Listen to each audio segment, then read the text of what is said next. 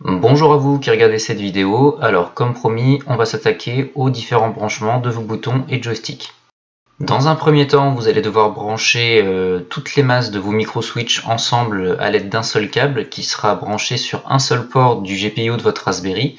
Donc pour ce faire, moi j'avais dans mon kit un câble composé d'une multitude de cosses reliées entre elles. Donc j'ai juste eu à brancher tous les micro-switch ensemble avec ce câble. Vous pouvez constater par contre qu'il y a certaines cosses qui ne sont pas reliées à des micro-switch.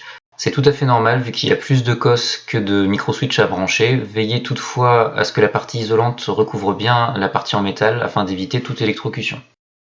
Petite précision, il va vous falloir brancher la masse sur le connecteur supérieur de vos micro-switch, à ne pas confondre avec le connecteur inférieur qui lui est propre à chaque micro-switch en fonction du bouton que vous aurez choisi d'assigner. Donc concrètement, il vous suffit de suivre votre câble de masse commune, de vous arrêter à chaque micro-switch et de le brancher sur le connecteur supérieur et de passer de micro-switch en micro-switch, que ce soit pour les boutons ou pour les joysticks.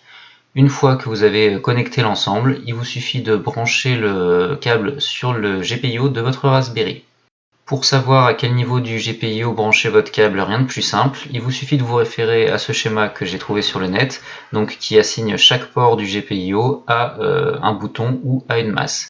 Pour celles et ceux qui se posent la question, vous pouvez trouver le GPIO à ce niveau-là de votre Raspberry, donc qui est composé de 2 fois 20 ports, numérotés de 1 à 40 de haut en bas.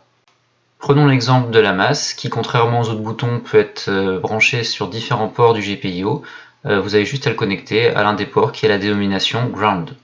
Vous répétez l'opération pour l'ensemble des boutons du joueur 1 qui ici apparaissent en vert et pour ceux du joueur 2 qui apparaissent en bleu, en veillant cette fois à connecter votre câble sur le connecteur inférieur de vos micro-switch.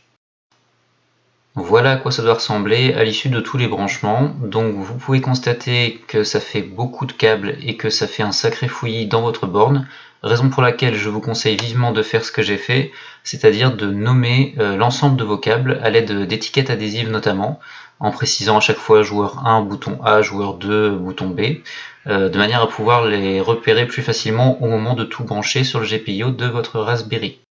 C'est une étape qui va peut-être vous sembler futile, mais je vous garantis qu'à terme, vous allez gagner un temps fou en ayant repéré ainsi vos différents câbles.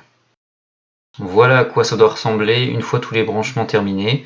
Arrivé à cette étape, je vous conseille de vérifier et de revérifier que chaque bouton est bien branché sur le bon port. Vous n'allez pas forcément avoir l'occasion de tout retrifouiller après.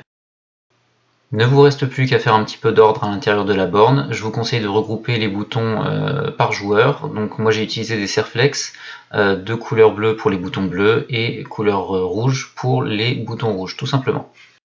On verra la configuration des boutons dans une vidéo un petit peu plus tard. On va passer à la partie plexiglas et protection de l'écran. Vous pouvez faire le choix d'acheter une plaque directement en magasin de bricolage que vous découpez par vous-même.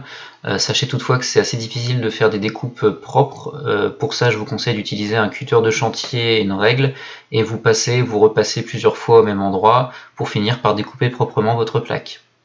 Donc dans un premier temps, j'avais fait cette technique-là, sachant qu'il m'est arrivé un incident avec mon plexi à la toute fin de la construction de la borne quand j'avais tout assemblé.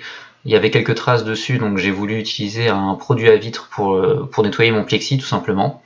Et il faut savoir qu'il ne faut absolument jamais utiliser de produit pour nettoyer le plexiglas, parce que ça laisse des traces, c'est pas du tout prévu pour ce genre de choses. Donc j'ai dû tout redémonter et tout recommencer à zéro. Donc n'utilisez aucun produit pour nettoyer votre plexi, un chiffon sec, ça suffit largement.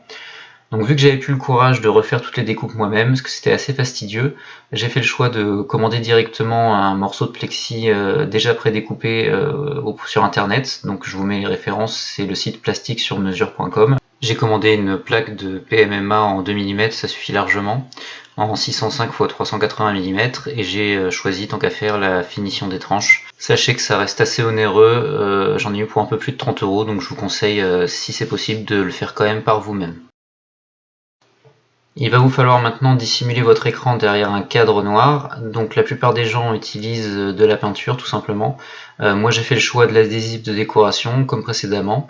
Je vous conseille pour son application d'utiliser des pinces de serrage, ce qui évitera à l'adhésif de bouger pendant que vous l'appliquez. Et ça vous laissera le temps de bien le positionner au niveau du plexiglas. Ensuite, il vous suffit de percer 4 trous et d'installer des équerres qui vous permettront de fixer le tout à l'intérieur de votre borne, juste devant l'écran. Il ne vous reste plus qu'à fixer l'écran justement à l'intérieur de la borne en utilisant la planche prévue à cet effet qui est déjà pourvue de ces 2 équerres de fixation.